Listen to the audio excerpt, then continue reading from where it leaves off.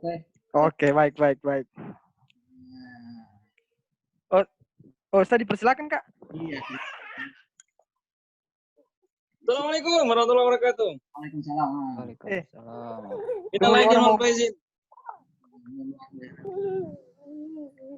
Apa yang nomor sini? Ini Orang baru mulai. Cuma- Tidak bisa potong. itu cuma galaksi itu. Mon, Saya dulu, Kak.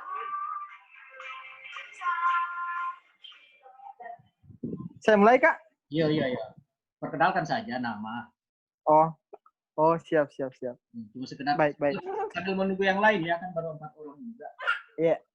Assalamualaikum warahmatullahi wabarakatuh. Waalaikumsalam warahmatullahi. Apakah mahasiswa atau alumni atau apa kan kita. Iya, baik. Perkenalkan, nama saya Fadli dari sekarang masih tetap Fadli di Ulul Albab 2012 pertanian agribisnis angkatan 2012. Alhamdulillah sekarang sudah alumni juga, Kak. Alhamdulillah. Iya, taqabbalallahu minna wa minkum sebelum terlambat. Kayak karir. Yang satu lagi saya Syukran, Kak. sama-sama. Ini ada yang satu ini. Saya cuma ingat beliau ini apa? Kalau tidak salah aktif di Mafala juga dia. Tidak tahu apakah ini ada satu ini. Bapak yang gendong anak ini. Kita sambil manajer itu, Kak, manajer. Iya, saya pernah saya lihat postingannya di bidang pertanian. Artinya kita sambil berbagi ilmu ya, pengalaman ya. Kebetulan ada senior kita juga ya, senior kalian juga namanya Kak Herjayanto. Itu alumni Faverta ya. Masih Faverta kayaknya. Masih Faverta ya Herja. Atau sudah berpisah? Masih sebenarnya skripsi itu Faperta, Kak. Oh gitu. Iya. Tidak salah saya mengundang berarti. Cuma saya wisuda sudah Fapetkan. Oh, wisuda Fapetkan. Iya. Jadi pas peralihan fakultas baru waktu itu. Kalau ini sekedar perkenalan ya, kita belum masuk ke forum resmi. Kak Herjayanto ini. Mana Mariam? Kalau tidak salah beliau ini sekretarisnya apa? Himarin ya, kalau tidak salah. Iya dulu. Sekretarisnya Himarin. Ketuanya itu Renal Putalan. Renal, ya betul. Beliau juga aktivis mahasiswa juga ya. Cuma tidak fokus begitu. Iya, yang fokus di Ulul Albab itu senior mereka itu Kak Mubin. Itu yang berhasil Kak Mubin. Iya. Yang berhasil pimpin demo-demo itu. Saya coba demo-demonya perikanan itu beliau yang memulai itu. Siapa? Ini ada satu angkatan juga dengan Hijra. Siapa? Azwar ini baru mau masuk. Arjuardin Unde. Beliau di perusahaan itu. Jadi, halo, assalamualaikum, Azwar. Nah, satu angkatan ini dengan minal aidin wal faizin, mohon maaf lahir dan batin.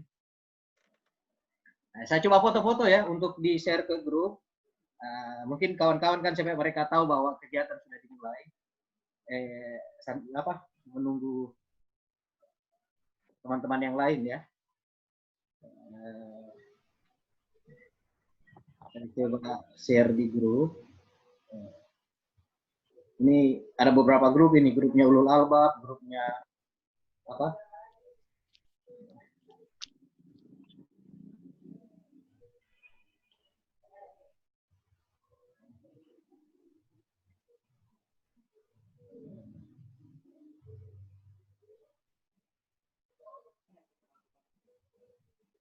Sambil menunggu yang lain. Ini ada senior ini, ada lagi masuk. Sambil menunggu ya. Halo Azwardin. Azwardin. Iya. Assalamualaikum kan David. Waalaikumsalam. Waalaikumsalam. Ini ada yang masuk tapi keluar lagi mungkin bermasalah jaringan. Sambil jalan ya, saya di grup Pasca Sarjana juga saya mau coba share.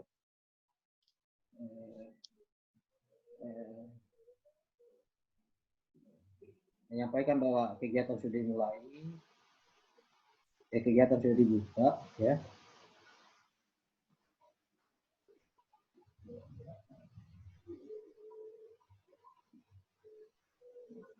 Menunggu teman-teman.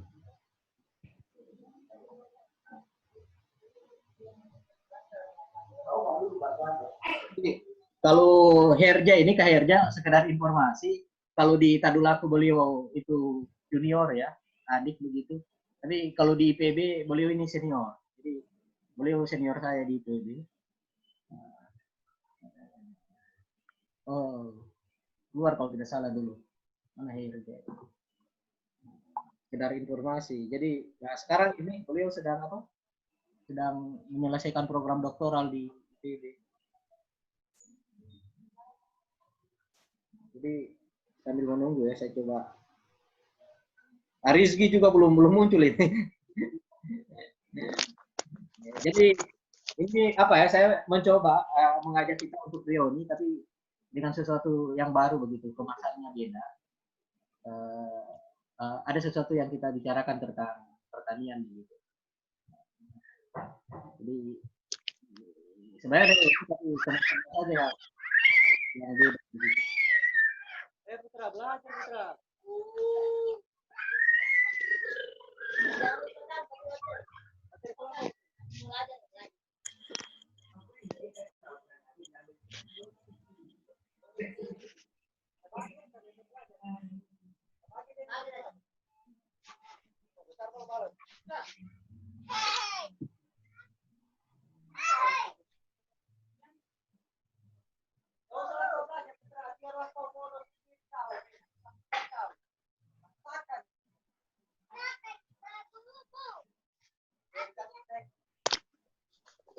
Jadi bagaimana kabar Palopo Azwar?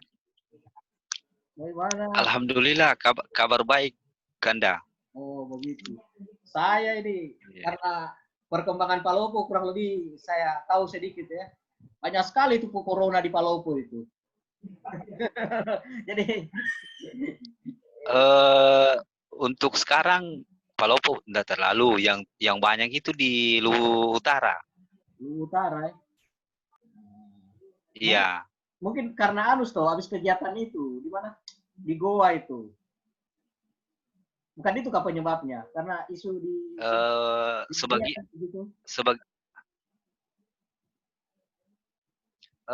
dari situ. Kemarin juga banyak itu yang santri dari Jawa Timur yang pulang. Oh, faktor santri yang pulang ya. Iya. Ya kan kalau dekat Makassar toh, jadi akses ke sana. Ini kita menunggu teman-teman yang lain ya. Kasih maksimal 10 ya, kita lanjut. Jadi sambil jalan mereka masuk begitu. Jadi banyak faktor juga menyebabkan kurang ini. Bisa jadi faktor faktor baru selesai sholat Isya, atau juga faktor ini. Faktor apa? Faktor tadi saya lama sholat itu. Jadi lambat dibuka. Tetapi cepat saya konfirmasi kan lewat grup WA. Nah ini sudah ada part juga ini.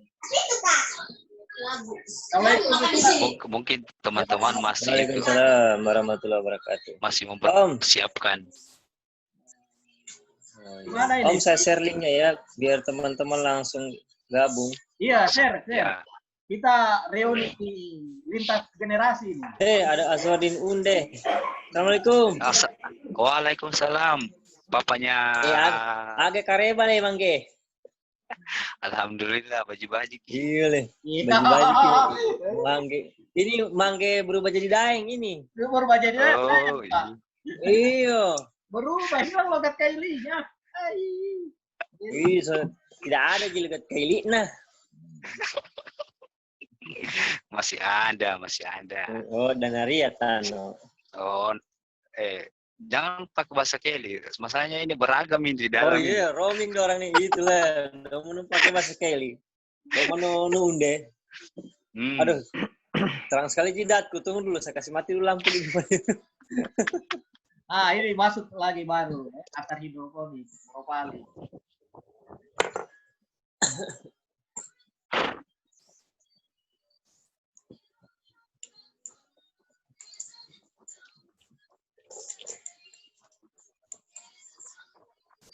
Aku gak pernah aku. Aku gak pernah aku. Aku gak pernah aku.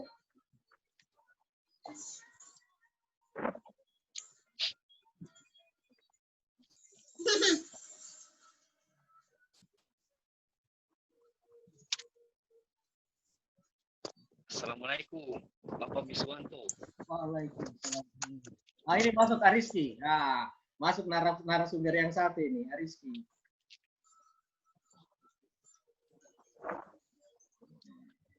Saya coba share lagi di grup ya, coba.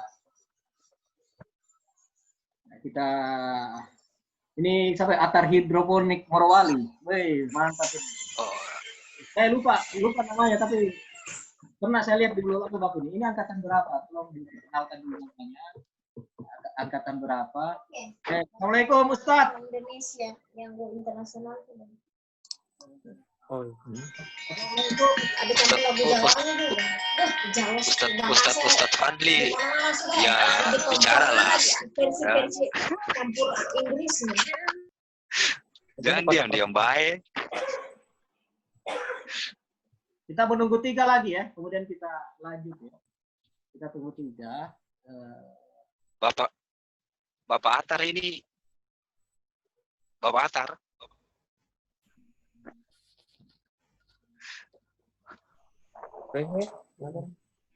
Tapi keberapa mau ya? Teknya mau pakai apa teman-teman? Assalamualaikum warahmatullahi.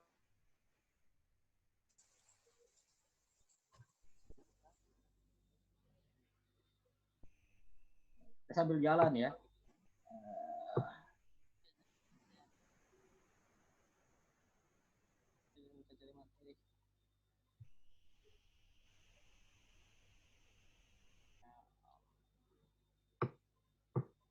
Assalamualaikum Ustadz Ariski. Bagaimana kawan? Tuh, ya, baik-baik saja, Komandan. Di mana ini posisi Ustadz? Di Apa Ologo, yang di Ologoju atau di Palu ini? di Palu, Komandan, di Palu posisi. Kita tunggu 3 lagi ya, atau langsung saja karena Google karena Zoom meeting kan hanya 40 menit, jadi saya bukan pakai ini pakai fasilitas gratis saja, tapi substansinya kan kita bisa ketemu dan berdiskusi. Oke, saya kira saya mulai saja sambil jalan, selebihnya kita diskusi ya.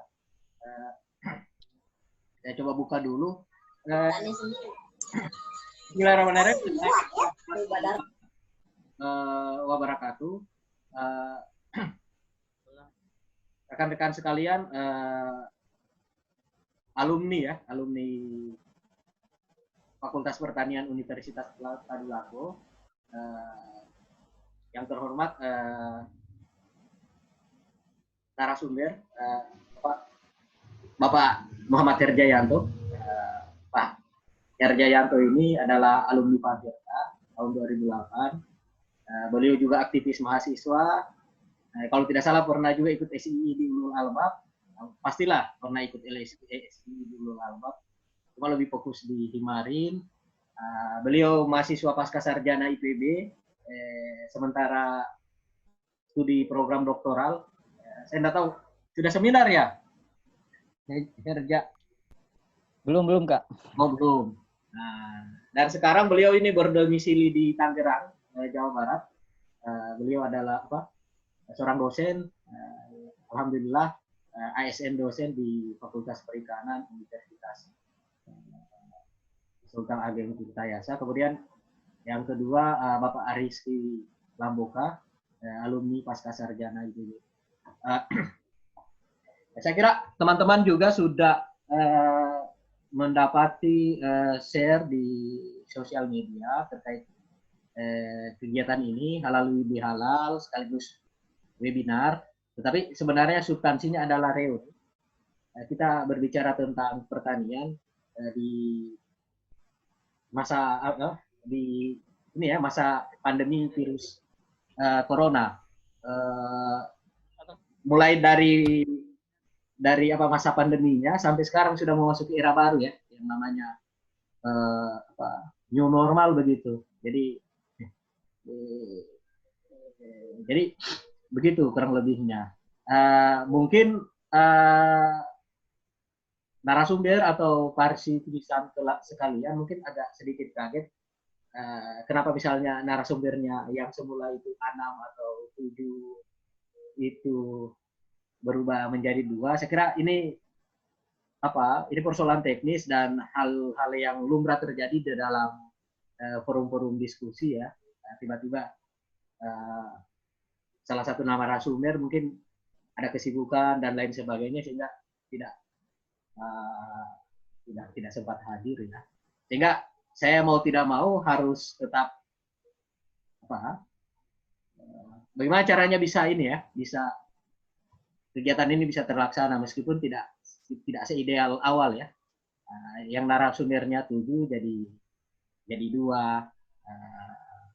Itu kan persoalan teknis. Nanti saya jadi moderator sekaligus keynote speaker. Selebihnya kan 2 narasumber menyampaikan materinya. Setelah itu kita diskusi berbagi ilmu dan berbagi pengalaman di bidang pertanian, terutama di masa pandemi ini.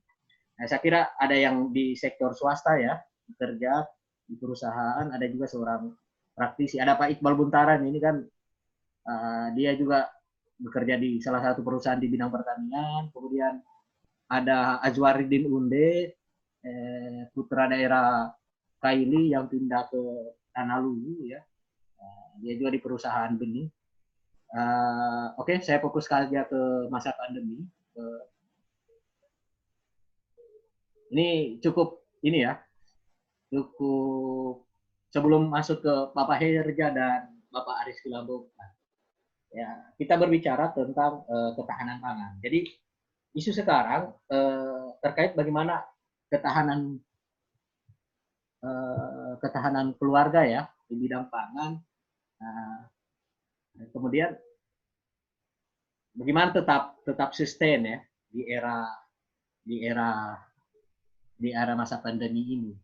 Yaitu salah satunya dengan menanam tanaman di pekarangan. Materi saya kan sebelumnya adalah menanam di tanaman pekarangan begitu di halaman rumah. Ya, banyak cara begitu.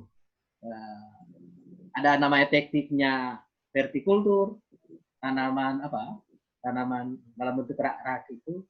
Ada namanya wall garden. Wall garden itu menanam di dinding begitu. Saya kira itu ilmunya agronomi dan hortikultura itu lebih fokus ke situ. Kemudian ada namanya roof garden. Roof garden itu tanaman atap. Jadi masa pandemi ya kita nggak perlu khawatir begitu, kita tetap bisa menanam di halaman pekarangan rumah. Menanam tanaman pertanian itu memberi makan kepada keluarga kita dengan sayur yang sehat, dengan buah-buahan yang sehat dan segar begitu. Dan kita juga bisa memastikan bahwa tanaman yang kita tanam itu bebas dari pestisida. Nah, saya kira juga teman-teman sudah tahu itu teknik-tekniknya menanam ada tabu lampot itu dalam pot. Nah, kemudian bagaimana kita bisa berbicara tentang hama dan penyakit begitu, kita juga bisa dengan cara-cara yang ada juga di halaman pekarangan ya. Seharusnya ada pematerinya ya, tapi bisa kok nanti bisa disiasati, ada ajuari kita bisa diskusi lebih lanjut. Kemudian itu juga berhubungan dengan materinya Herja begitu. Herja aquaponik itu berkaitan dengan perikanan juga kalau tidak salah ya. Nah, aquaponik. Jadi pertanian dengan perikanan begitu. Nah, mungkin lebih spesifiknya ke monoseks itu apa materinya di monoseks. Kemudian berbicara tentang misalnya sekarang juga kan berbicara tentang zero waste. Zero waste itu kan bagaimana yang bebas sampah ya, kota bebas sampah sampai sekarang juga susah juga membuat bebas itu dari sampah. Tetapi bagaimana membuat bebas sampah itu? Ya dengan apa? Teknik-teknik organik begitu. Membuatnya jadi pupuk kompos dan lain sebagainya. Ada juga sekarang hewan untuk membantu dekomposisi bahan organik itu namanya maggot organik. Itu kalau di Jawa Barat itu kalau tidak salah itu harganya itu bisa 1 kilo itu bisa sampai 70 atau 80 ribu. Nah, ada lagi satu yang lebih mahal. Nggak tahu apa namanya itu. Pokoknya dari maggot juga apakah telurnya atau apa begitu. Itu juga lebih mahal dari itu ya, mungkin 100 lebih dan lain sebagainya. Tetapi bisa juga kita membudidayakan itu. Nah, semua ada analisisnya. Saya kira itu saja dulu ya sebagai pengantar diskusi. Selanjutnya saya berikan kepada Pak Herjayanto untuk menyampaikan materinya. Silakan juga menampilkan slide-nya ya atau PPT-nya. Saya kira begitu saja. Silakan Pak Herjayanto. Yap, terima kasih Kak. Saya coba share.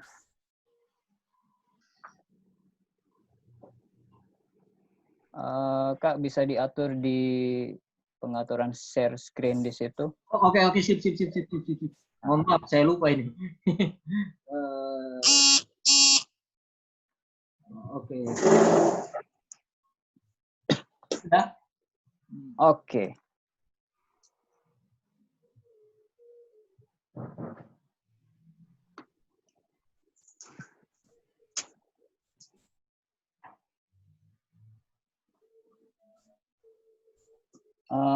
Bagaimana Kak, terlihat? Terlihat, alhamdulillah terlihat. Oke, saya mulai. Bismillahirrahmanirrahim. Assalamualaikum warahmatullahi wabarakatuh. Waalaikumsalam warahmatullahi wabarakatuh. Terima kasih banyak pada Kak Mirza yang beberapa hari lalu mengajak saya untuk ikut dalam kegiatan pada hari ini. Pertama saya ucapkan selamat Hari Raya Idul Fitri. Mohon maaf lahir dan batin kepada Bapak Ibu sekalian, kanda-kandaku, sahabat-sahabatku sekalian. Kebetulan di sini juga ada asisten dosen saya dulu waktu di pertanian. Tadi ada sih. Ya. Nah, hari ini sebenarnya hanya sekedar sharing tentang bagaimana budidaya ikan secara monoseks. Nanti kita bahas apa itu monoseks. Mungkin di dalam forumnya juga ada Bapak Ibu yang sudah bergelut pada budidaya ikan. Nanti kita bisa sharing informasi dan wawasan. Benar disebutkan tadi bahwa saya bekerja di Universitas Sultan Ageng Tirtayasa. Sekedar informasi bahwa kampus ini berada di provinsi paling ujung Jawa Barat, di Pulau Jawa. Jadi dia berada di Provinsi Banten, di Kota Serang. Alhamdulillah kampus kami kemarin sudah terakreditasi A. Mohon doanya agar kami bisa lebih baik ke depannya. Outline dari materi saya hari ini yang pertama adalah definisi tentang budidaya ikan monoseks, kemudian apa manfaatnya, kemudian bagaimana metodenya untuk membuat ikan monoseks, kemudian bagaimana memelihara ikan tersebut.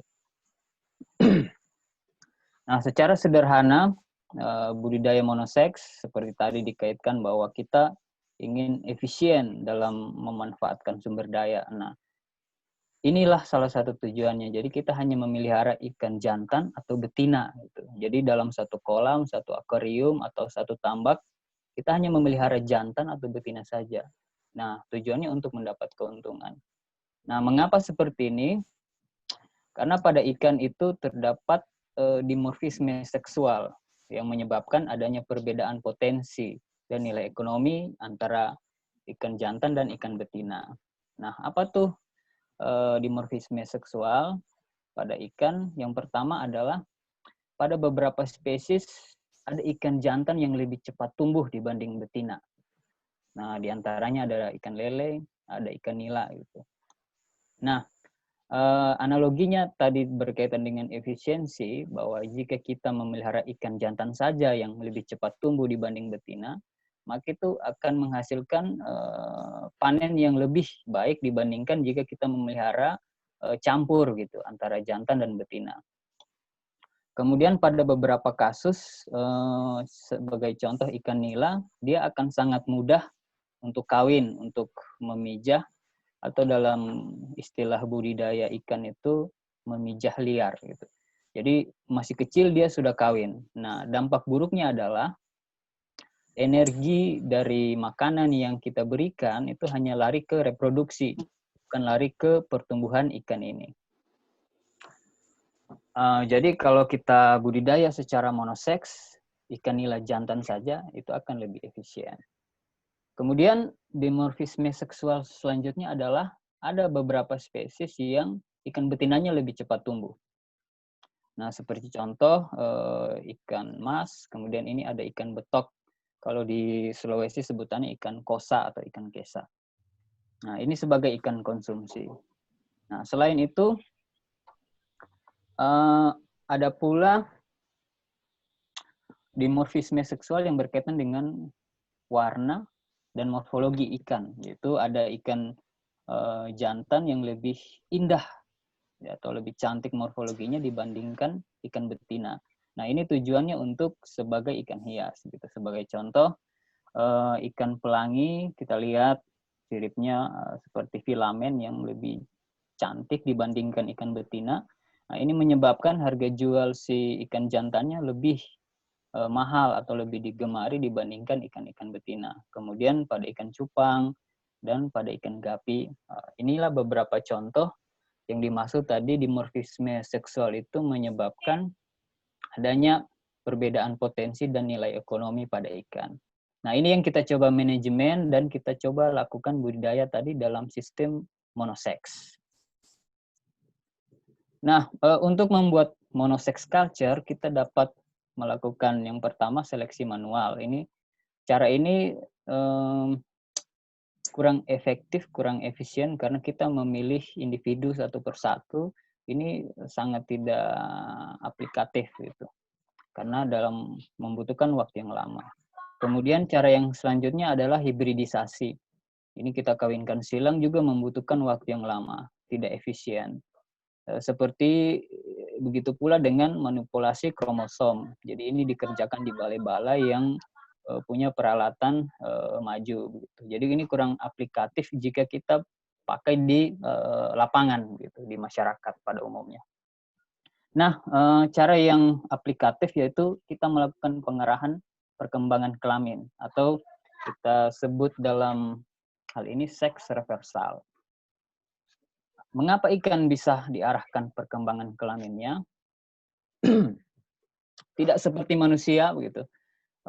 Jika manusia itu masih dalam kandungan ibunya, kita sudah bisa tahu, oh ini anaknya laki-laki, oh ini anaknya betina. Manusia seperti itu. Nah, pada ikan tidak.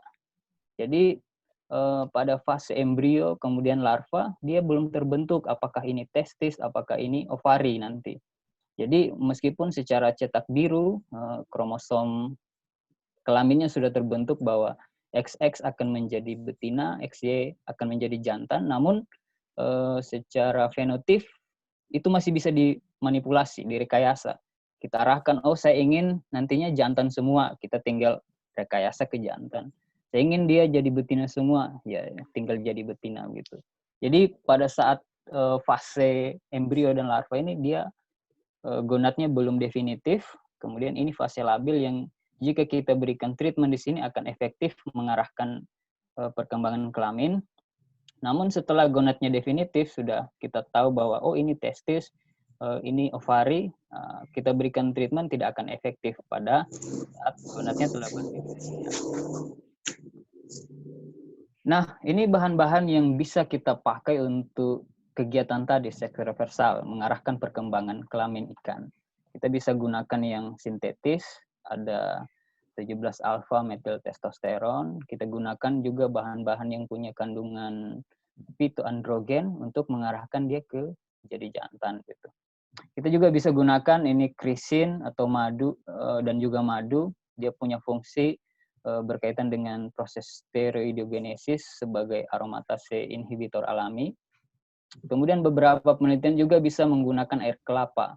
Ini ada kaitannya, saya baca kandungan kalium pada air kelapa itu bisa membantu mengarahkan perkembangan kelamin ikan ke arah jantan. Nah, selain itu, bahan-bahan seperti estradiol 17 beta, kemudian tumbuh-tumbuhan yang memiliki kandungan fitoestrogen, ini bisa mengarahkan perkembangan kelamin ikan menjadi betina. Gitu. Nah, bahan tadi diberikan bagaimana caranya? Yang pertama yaitu bisa kita gunakan melalui perendaman embrio atau telur. Bisa juga kita rendam saat fase larva. Contoh pada ikan nila umur 2 minggu setelah menetas itu masih bisa kita arahkan dia. Kita mau kasih jadi jantan atau betina ikannya. Kemudian kita bisa lakukan perendaman induk bunting. Jadi ada beberapa ikan yang sebenarnya melahirkan, itu kita treatment pada saat dia masih sementara bunting gitu. Jadi targetnya embrio yang ada di kandungan si ikan tersebut. Kemudian yang terakhir yaitu melalui pakan gitu. Jadi bahan-bahan tadi kita campur lewat pakan, kemudian kita beri ke ikannya. Nah, tapi pemberiannya harus pada fase yang belum gonadnya berdiferensiasi tadi, jadi belum definitif. Jadi saat stadia larva kita kasih pakan gitu yang telah diberikan bahan-bahan seperti ini tadi. Nah, mengarahkan perkembangan kelamin ikan ada beberapa hasil yang bisa kita dapatkan. Pertama, jika perlakuannya optimum, kita akan menghasilkan ikan yang jantan fungsional dan betina fungsional. Ini yang kita inginkan. Nah, sedangkan jika perlakuannya tidak optimum, kita akan memperoleh ikan yang abnormal. Gitu. Jadi ada yang intersex, yaitu ikan yang punya gonad jantan dan gonad betina. Jadi ada testis dan ovari di dalam tubuhnya, itu abnormal. Kemudian kita akan memperoleh ikan yang steril, gonadnya steril gitu. Dan yang terakhir tentu dengan kematian yang tinggi gitu. Kalau kita tidak optimum memberikan perlakuan tadi. Ini beberapa contoh pada ikan nila hasil seks reversal. Ikan normal seperti ini, abnormal akan tubuhnya seperti kuntet gitu. Jadi bengkok, pada tulang belakangnya akan bengkok. Ini juga pada penelitian yang kami telah lakukan, ikan pelangi yang abnormal seperti ini, tulang belakangnya bengkok, kemudian ada abnormal pada bagian mulutnya. Nah, berkaitan dengan judul tadi sebagai pendukung ketahanan pangan, maka benih hasil monoseks tadi dapat kita pelihara. Nah, beberapa teknologi yang bisa kita gunakan yaitu ini yang sedang blooming sekarang, yaitu budidaya ikan dalam ember, gitu. Budik damber. Kemudian ada sistem resisten dalam menggunakan air gitu. Jadi airnya tidak banyak terbuang gitu karena kita gunakan berulang kali.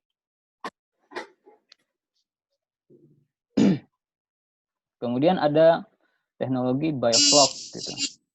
Ini bisa kita pakai. Kemudian ada juga teknologi aquaponik, yaitu gabungan antara aquaculture dan hidroponik. Ini bisa digunakan. Mungkin itu saja yang bisa saya sampaikan pada hari ini. Terima kasih. Assalamualaikum warahmatullahi wabarakatuh. Sebelum lanjut ke Pak Ariski Laboka, saya mau sampaikan kepada hadirin sekalian bahwa karena ini Zoom fasilitasnya adalah gratis, maka tadi sudah ada peringatan dari Zoom ini, tinggal 10 menit. Nah, sekarang tinggal 5 menit. Jadi tetap saja Pak Ariski menyampaikan materinya. Ketika tiba-tiba mati, maka saya mohon kepada peserta sekalian untuk join kembali dengan MyTeam ID dan juga passwordnya begitu. Saya kira ini saja penyampaiannya saya, mohon dimaklumi. Jadi dengan keterbatasan kita tetap bisa berdiskusi yang sehat dan produktif serta bermanfaat begitu. Oke, silakan Pak Muhammad Ariski Lamboka, aktivis ulul albab ya, kemudian pindah ke Fakultas Peternakan jadi aktivis di Fakultas Peternakan juga di taman pengajiannya. Ya, silakan Pak Ariski Lamboka.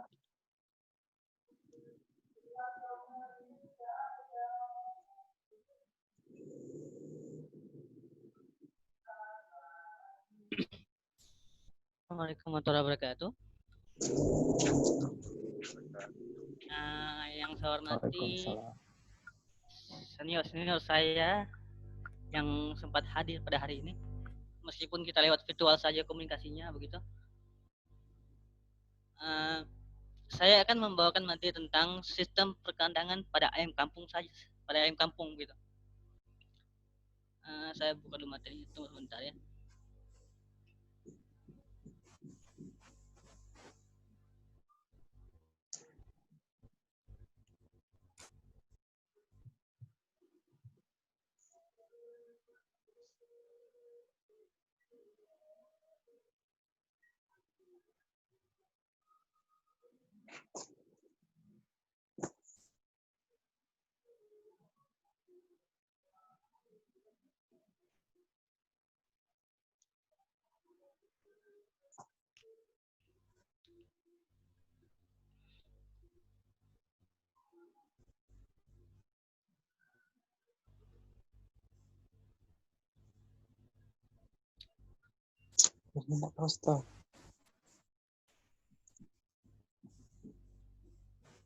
Jadi pada sistem pemeliharaan ayam kampung itu ada beberapa faktor yang harus diperhatikan begitu. Saya akan membawakan materi tentang desain kandang. Sudah lihat semua dia punya materi? Belum, masih hitam. Belum. Belum ya? Dulu. Belum.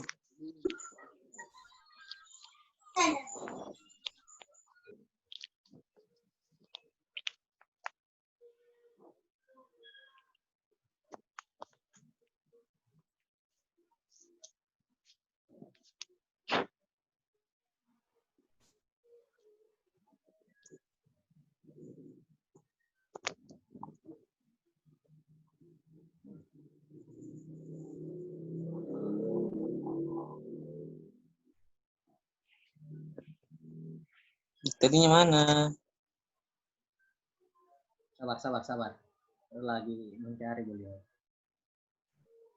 Mungkin terlalu banyak filenya barangkali, jadi di share satu-satu. Sambil menunggu mati. Tinggal 2 menit kayaknya. Mati dulu. Sabar. Ikan laut na ilo.